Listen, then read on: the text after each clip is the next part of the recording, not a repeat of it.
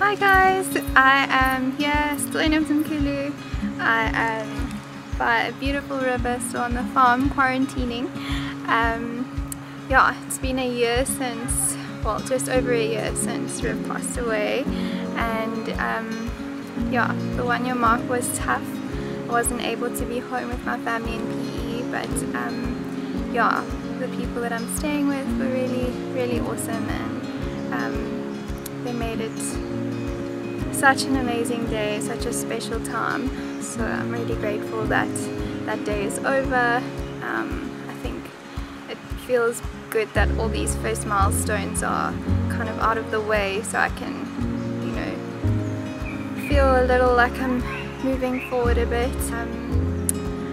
But today I actually wanted to speak about how to deal with the elephant in the room. The elephant being someone that's passed away specifically. I remember like last year this time, someone came to visit me, and it was clear they were only visiting because of Riv passing.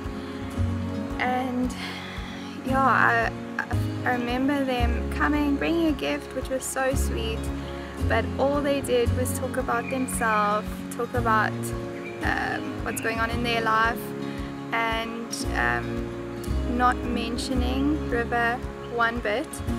And I remember them leaving feeling so disconnected from them, and just like the fact that this huge elephant was in the room but she didn't speak his name once. And something that really relates to me is it's like he dies the second time when no one speaks his name. And it is like that.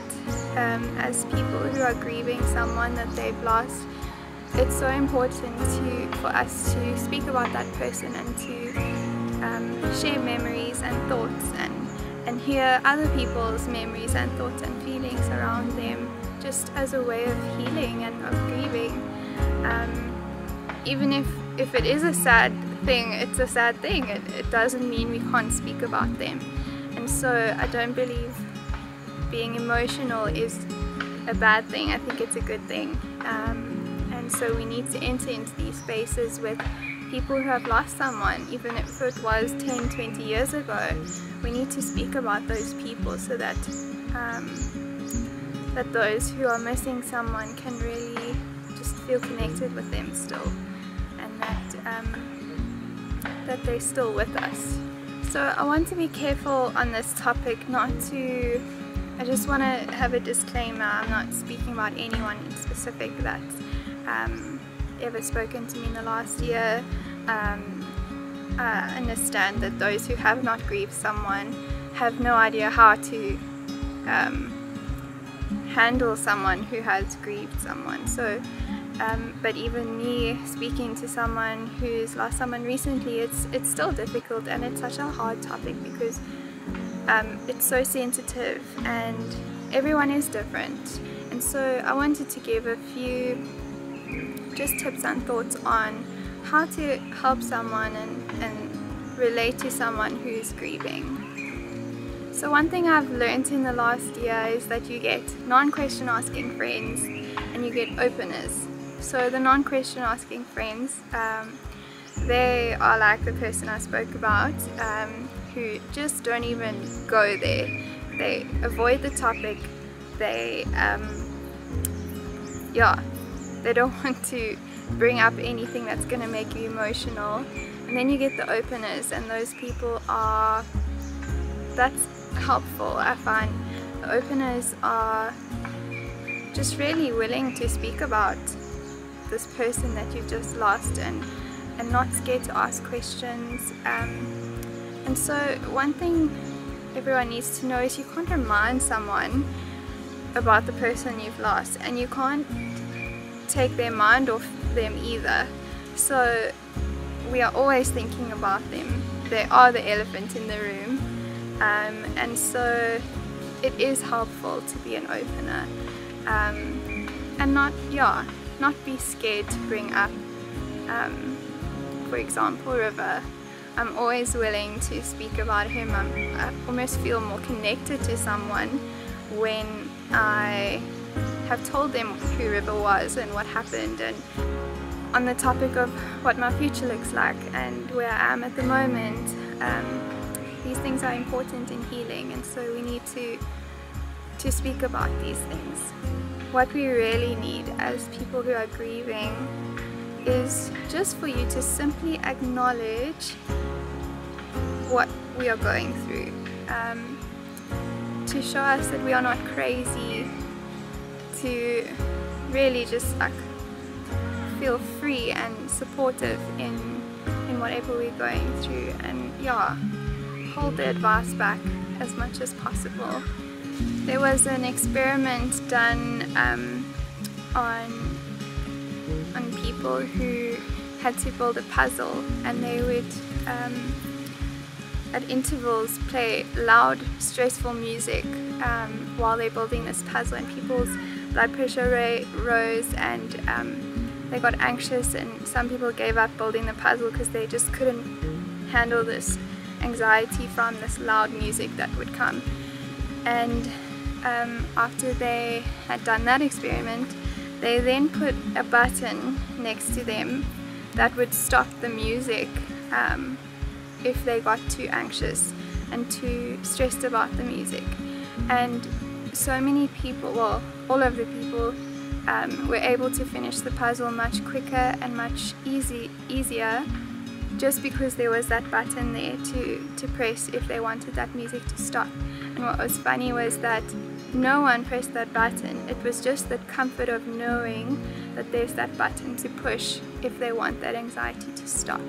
And that is so similar to how we need our friends as that button to be there and to push and to use or to lean on when we are feeling so anxious.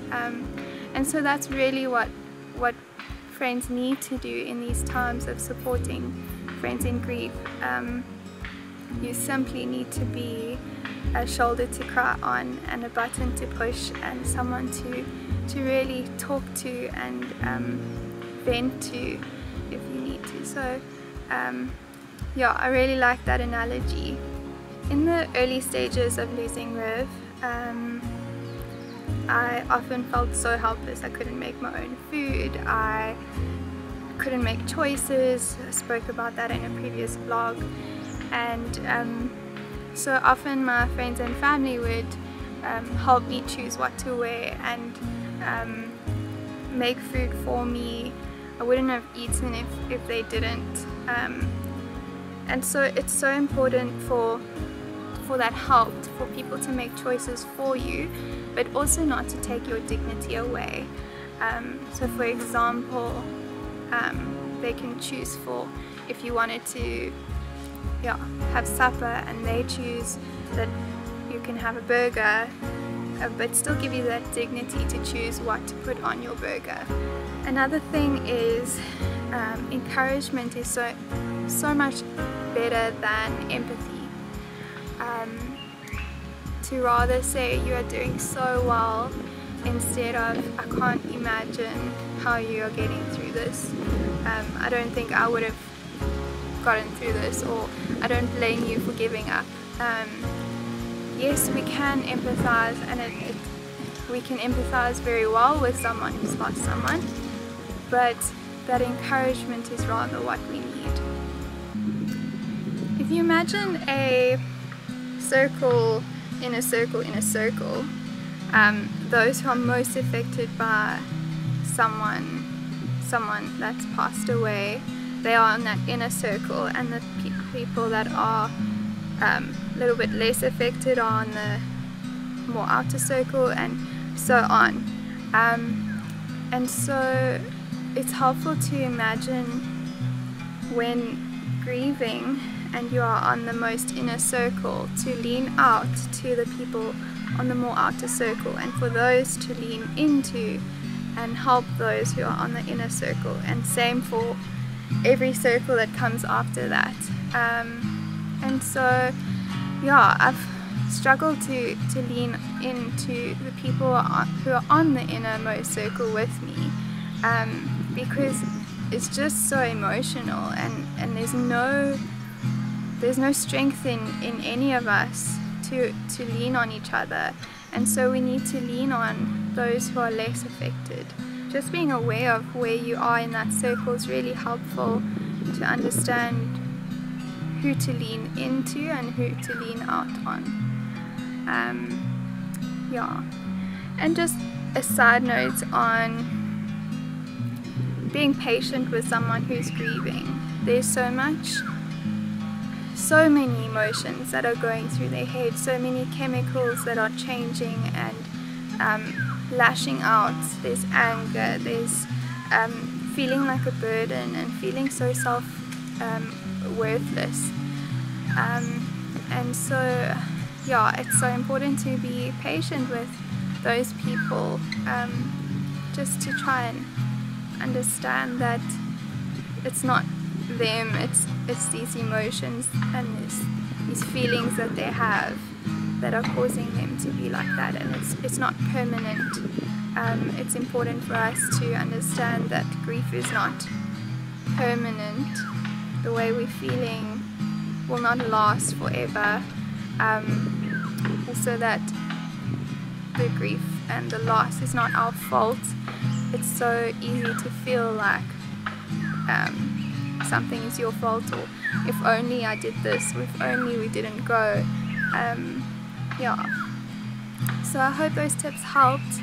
I do know it is hard for us to help those who have grieved, and it's hard to let in those who need to help us with our grieving. And so we all need to just be open about what we need from each other. Yeah, so I really encourage you to speak about the elephant in the room. Don't avoid them. They lived. You cannot deny their life and their blessing on your life. And so, if anything, just continue to love them through your memories and through your thoughts about them. While we are speaking about this, I'd also just like to thank each and every one of you for all the support and the help and the encouragement and the love. I don't think I've still replied to everyone's messages. Thank you so much. I really feel at a place where I'm able to keep moving upwards, and every step forwards is a new milestone that I can identify. And yeah, I don't think I would have got through the last year without my friends and family. So yeah, a special thank you to everyone in my life. You guys are amazing, and yeah, I hope this vlog blesses you.